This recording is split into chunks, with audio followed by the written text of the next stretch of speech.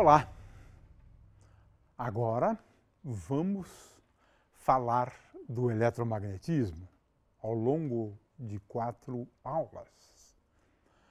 Também podemos nos referir ao eletromagnetismo como sendo interações eletromagnéticas, porque tudo depende do nível que nós vamos tratar o eletromagnetismo, né? Se for no nível quântico, é melhor interações eletromagnéticas, mas serve também para o nível clássico.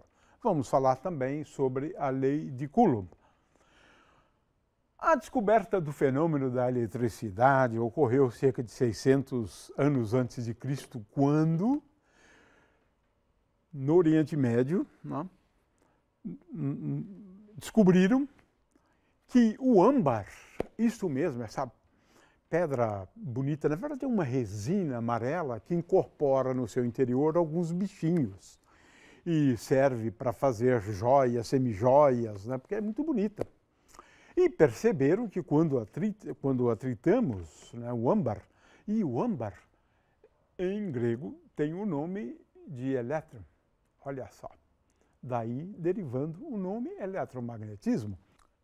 Ora, mais ou menos por essa época, numa região da Grécia conhecida como Magnésia, descobriram umas pedras conhecidas como magnetita e que tinham a habilidade de atrair pedaços de ferro.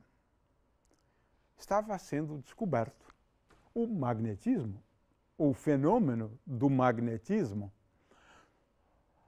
É interessante porque quase 2000 anos, né, se passaram sem que tenham descoberto nenhuma aplicação prática desses fenômenos da eletricidade, da eletrização e o fenômeno do magnetismo, e eram entendidos como duas ciências à parte, né? Até que os chineses descobriram a bússola, né? Um fiozinho imantado, ele tinha a habilidade de sempre apontar o Polo Norte. É claro que com isso você inferia também o Polo Sul. E isso foi uma grande descoberta do ponto de vista prático, né? Ajudou muito nas grandes navegações. William Gilbert, em 1600, ele publicou uma obra, um conjunto de 6 livros, que tem esse título, De Magnete, isto sobre o magneto. Mas ele abordou também a questão da eletrização, materiais, catalogou materiais que se eletrizam com facilidade, né? Esse foi um marco, realmente um marco. Ele entendeu, por exemplo, né, que o magnetismo da Terra, né, ele tem muito a ver, né, com um ímã, né? Os polos de um ímã. Ele fez, portanto, uma descoberta importantíssima, construiu uma terrela, né? E o fato é que esses são os desenvolvimentos, né, iniciais da eletricidade e do magnetismo, duas ciências que até então, até 1600, com certeza, não tinham absolutamente nada a ver com a outra, apesar de suspeitas, né? Durante uma tempestade, raios eram capazes, né, de provocar efeitos nas bússolas dos navios, né, indicando, portanto, alguma relação entre uma e outra. Mas não. O fato é o seguinte: o eletromagnetismo, ele ocorre, as interações eletromagnéticas ocorrem por conta de 2 atributos da matéria, qual seja carga elétrica, e aqui o que importa é que o elétron e o próton têm carga elétrica. Sim, tem esses atributos, é claro, com sinais opostos, né? Ora, essa descoberta ocorreu no final do século XIX, quando J.J. Thomson se deu conta de que os raios catódicos eram constituídos pelo movimento de diminutas partículas. Ele foi capaz de descobrir ou de determinar a relação da carga dividido pela massa, né, do elétron. Ganhou o prêmio Nobel por conta disso, dessa grande descoberta, né? Ao perceber que esses raios que se movimentam nesses tubos, né, eles eram constituídos por diminutas partículas que hoje nós conhecemos como sendo elétrons, de forma que, às vezes, se atribui a descoberta do elétron a Thomson. Agora, a carga do elétron, efetivamente, só foi medida na experiência de Millikan, né? Uma experiência relativamente simples, você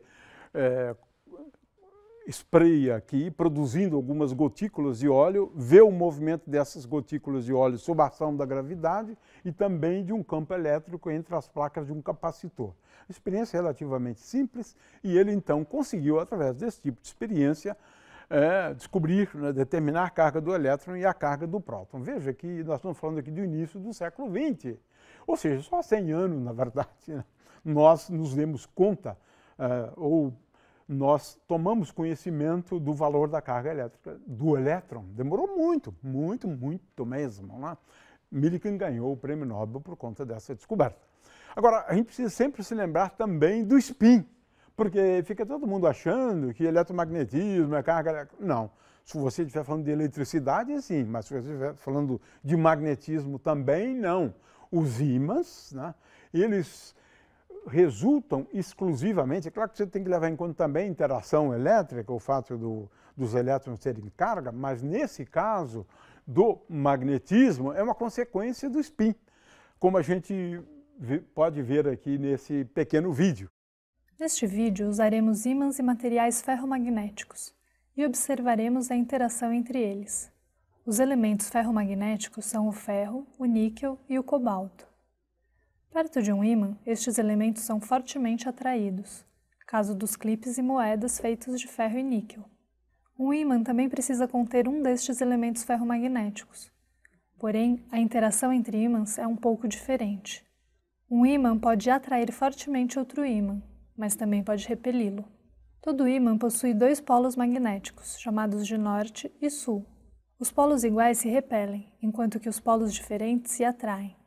A propriedade magnética ocorre por causa de um atributo importante da matéria chamado de spin. O fato é que os ímãs, para a gente explicar os ímãs, você tem que recorrer ao conceito de spin. Por isso que é importante que a gente defina melhor o eletromagnetismo. Nós definimos a ciência do eletromagnetismo como aquela que estuda, faz previsões, né, fenômenos que decorrem da existência desses dois atributos, de forma que esses atributos são a carga elétrica e o spin, né? Desses dois atributos dos constituintes da matéria. Então, diríamos que eletromagnetismo estuda as interações que ocorrem por conta desses dois atributos, né, dos constituintes da matéria. É claro que podemos definir também, agora nós já estamos falando não do eletromagnetismo clássico, agora estamos falando do eletromagnetismo quântico, também conhecido como eletrodinâmica quântica, né? É no nível mais fundamental possível, aí você pode, nesse nível, dizer que o eletromagnetismo é a ciência que estuda, faz previsões, né, e que se propõe a entender todos os fenômenos que decorrem da emissão, absorção, né, e troca de partículas elementares ou da partícula elementar denominada fóton. De forma que podemos, nesse nível, dizer que o eletromagnetismo é a ciência que estuda as interações que são mediadas por essa partícula intermediária conhecida como fóton. Mas essa é uma definição mais fundamental. Nós vamos nos ater, na realidade, à primeira. O fato é que todas interações eletromagnéticas ocorrem por conta da existência, então, da carga elétrica, o spin. E a carga elétrica é uma grandeza que é aditiva. Então, se eu tenho a formação de um sistema contendo duas cargas elétricas, a carga elétrica daquele sistema é igual a 2 vezes a carga elétrica dos constituintes. É isso, você soma, né, cargas elétricas, né? Mas o fato é que as partículas elementares, a grande maioria delas, tem cargas. Agora, o que a gente observa, por outro lado, é que no nosso mundo físico, as cargas elétricas, alguns se referem a isso, ao fato de serem grandezas quantizadas, né? Mas eu acho que é um excesso, né, fazer uso de quantização nesse sentido, né? Mas pode ser também, né? O fato é que todas as cargas elétricas que a gente observa no nosso mundo físico são basicamente dadas por um número inteiro vezes a carga do elétron. Mais ou menos, porque você tem cargas positivas e tem cargas também negativas, né? O fato de termos aí cargas elétricas em movimento é o que fez uma grande diferença do ponto de vista da qualidade de vida, não é isso? Temos aqui, então, corrente elétrica, um conceito fundamental, circuitos elétricos. O que é isso? Na verdade, é quando a gente coloca elétrons em movimento, né? Muito bem, Coulomb fez uma descoberta.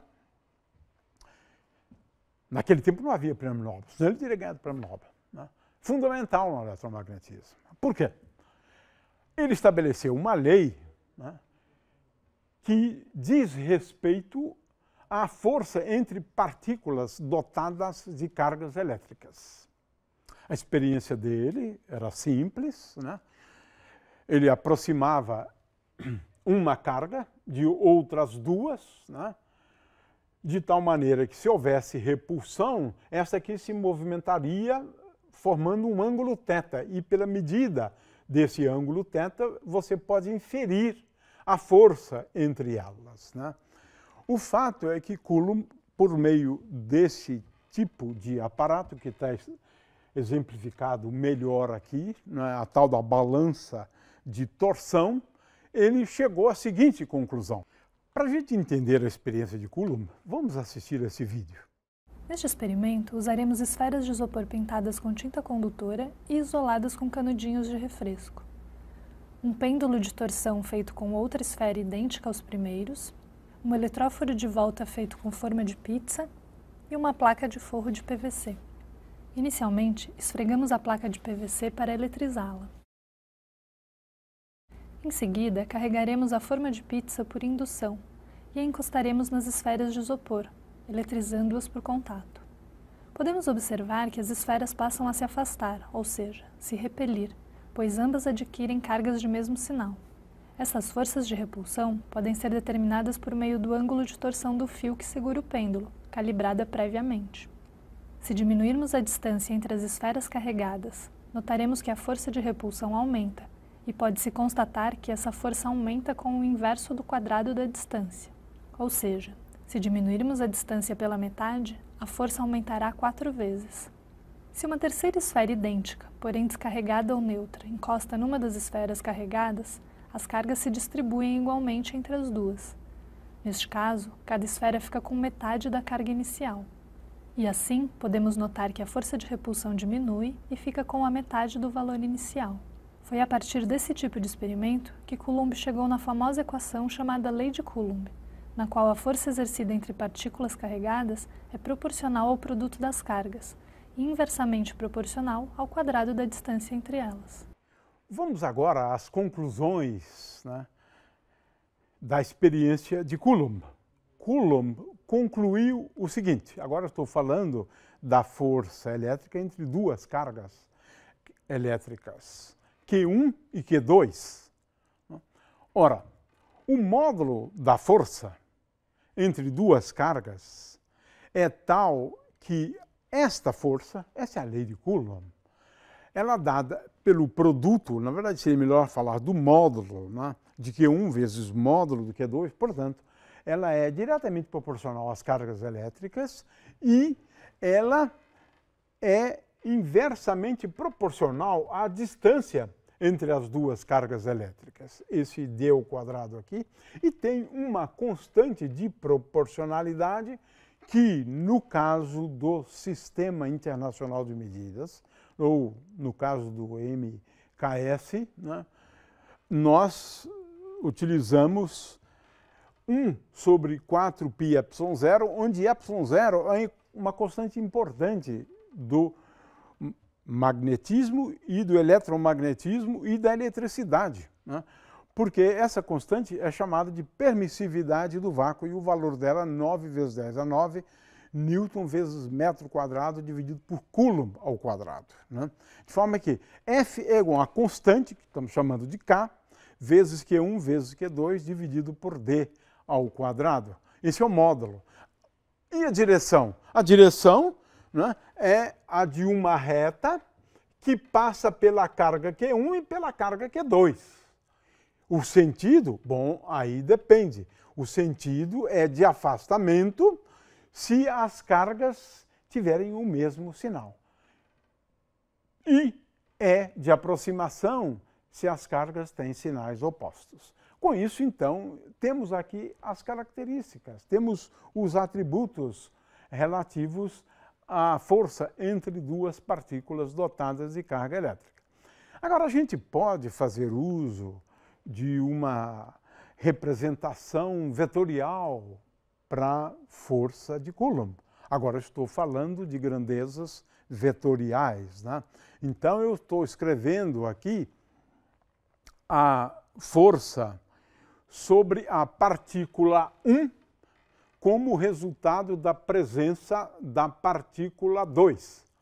E esta força se escreve como Q1, Q2 dividido por 4πε0 vezes R1 menos R2, R1 menos R2, este vetor aqui, né, dividido por módulo de R1 menos R2. E é claro que a força sobre a partícula 1 devido à partícula 2, de acordo com a terceira lei de Newton, é igual a menos essa força, né? Então, temos aqui uma maneira de escrever, né, essa lei de Coulomb, né, de uma forma simples, que incorpora a direção, o módulo e o sentido, fazendo uso de vetores, né?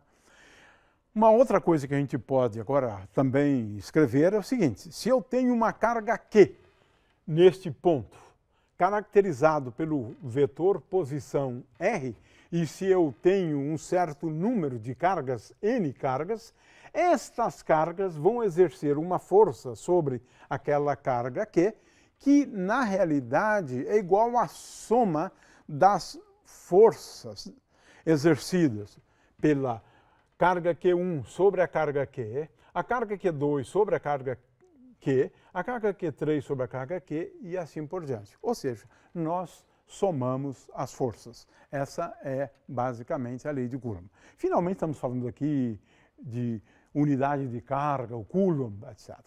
O Coulomb, na realidade, é, no sistema internacional de medidas, né, a unidade de carga elétrica desse sistema. E ela, na verdade, é definida a partir do ampere. Então, a gente vai ter que, lá na frente, estudar um pouco o que é o ampere, porque ele precisa ser definido, ele vai ser definido depois, né? Então, um Coulomb é igual a 1 ampere vezes 1 segundo. Essa é a unidade no sistema internacional. É claro que a gente pode utilizar também outras unidades, né, no sistema CGS, mas hoje em dia se usa menos o sistema CGS, porque a tendência é sempre fazer uso do sistema internacional de medidas. No sistema CGS se faz uso de uma unidade que é o Stat Coulomb, né? E veja aí, é 3 vezes 10 a menos 10 coulombs, né? Bom, temos outras alternativas também. Uma coisa interessante sobre a carga elétrica é o seguinte: ela não pode ser criada do nada e ela não desaparece. Ou seja, a carga elétrica é uma grandeza que é conservada em todos os processos físicos, no universo, no nosso mundo. A soma das cargas antes de uma transformação qualquer e a soma das cargas depois de ocorrer a transformação, esse valor é o mesmo. Então, se uma carga desaparece dessa região, certamente ela está fora daquela região. Ela não desapareceu. A carga elétrica não desaparece. Existe uma forma da gente escrever isso bastante complicada do ponto de vista formal, né, que é a equação da continuidade. A gente não vai entrar nesse detalhe. Mas a natureza é assim, ela conserva a carga elétrica. Nós podemos, né, às vezes, não ter carga elétrica associada ao elétron e ao próton, mas a gente pode ter a carga elétrica, né, associada a um átomo. Nesse caso, o átomo perdeu 1, 2, 3 elétrons ou ganhou 1, 2, 3 elétrons. Né? Estamos falando aqui de íons, cátions e ânions. Né? O fato é que elementos químicos podem exibir, sim, uma carga elétrica. Né? E isso é importante, essencialmente, para a vida, como a gente vai ver depois. Agora temos mais uma coisa interessantíssima. É claro que a gente não sabe explicar isso, né? A gente não consegue explicar isso. Por alguma razão que a gente não entende, e às vezes se diz, isso ocorre por conta das condições iniciais do universo, como tudo foi criado. Mas a gente acredita que o universo é neutro, assim como no nosso mundo, né? Assim como no nosso corpo. Né? Nós temos um número enorme de elétrons e prótons no nosso corpo, mas em números iguais. Ou seja, nós somos neutros. A matéria, usualmente, é neutra. Agora, por que no universo, né, nós temos essa condição como nós acreditamos? Um número igual de prótons e elétrons é uma coisa muito curiosa, muito interessante. Né? E a gente acredita nisso.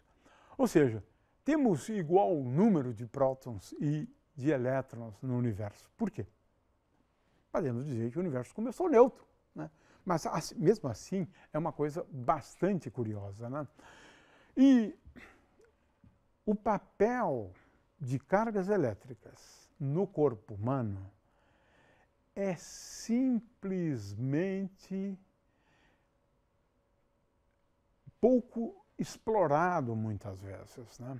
Na verdade, a distinção, né, entre os animais e o reino animal e o reino vegetal tem a ver com íons. Exatamente, tem a ver com íons. Né? Vamos falar depois em potencial de repouso, potencial de ação. Né? Aí, no caso do potencial de ação, estamos falando dos neurônios, mas o fato é que o conceito de carga elétrica é extremamente importante. Em particular, né, você tem íons que se localizam no interior da membrana plasmática e no exterior da membrana plasmática, e em concentrações diferentes. Veja só, isso é fundamental para entender os aspectos mais importantes em relação à vida, distribuição de carga elétrica no corpo humano. É claro que essa questão das cargas elétricas são importantes para a gente entender, né, o átomo, para a gente entender as moléculas, para a gente entender as várias ligações químicas e, em particular, as ligações iônicas. Né? O fato é que esse conceito é um conceito extremamente importante. O conceito de spin já é mais complicado. A gente pensa no spin como sendo um elétron girando em torno de algum eixo. Né? É uma imagem clássica. Serve para a gente tentar entender, mas não é bem assim. Por quê? Na realidade, esse conceito de spin transforma o elétron, que tem, sim, a carga elétrica, e o spin, num pequeno ímã. Isso. Porque ele tem um momento de dipolo magnético. Então, o fato do elétron ter o spin transforma o elétron num ímã. É isso mesmo. O elétron tem uma carga elétrica e se comporta em interações como se fora um pequeno ímã. Mas, para encerrar, vamos falar aqui de coisas agora mais difíceis, né? Espero que haja compreensão disso, mas é um aspecto importante. Né? O spin é uma grandeza física sem nenhum análogo clássico. Nenhum análogo clássico. Por quê? O spin é uma grandeza quântica, só surge na teoria quântica. E, sendo uma grandeza quantizada, essa grandeza é tal que o módulo do spin ao quadrado, e aí não tentem entender, porque ninguém entende, mas é assim. O módulo do spin ao quadrado é igual a uma constante conhecida como a constante de Planck dividido por 2π ao quadrado, vezes S mais 1. Todas as grandezas que têm spin obedecem a essa relação. No caso do elétron, esse S pequeno aqui é igual a meio. Então eu tenho partículas que têm o spin inteiro, S igual a 1, 2, 3 e 0 também vale, né, que são os bósons, e partículas que têm spin semi-inteiro. O que significa isso? Essa grandeza é quantizada, veja, só para alguns valores de S inteiro. É isso que significa quantização, a gente vai tentar entender isso melhor depois. E a componente Z do spin é igual a H cortado vezes M, onde M é um número que varia entre menos S e mais S. O fato é que vamos explicar um pouco melhor essa questão de grandezas quantizadas, né? Mas veja que não tem um análogo clássico, né? É como se tivéssemos um peão que gira, mas de tal maneira que só para alguns valores do ângulo, da inclinação do peão, né? Mas a gente vai estudar um pouco essa grandeza física, mas é importante, então, para entender o eletromagnetismo, que você precisa levar em conta a carga elétrica e o spin. E eu falei no início da eletrização, que é um fenômeno que ocorre por conta da existência da carga elétrica. E também falei um pouco dos ímãs, né? E os ímãs a gente só consegue explicar, né, o magnetismo dos ímãs, o ferromagnetismo em geral, né, a partir do conceito de spin.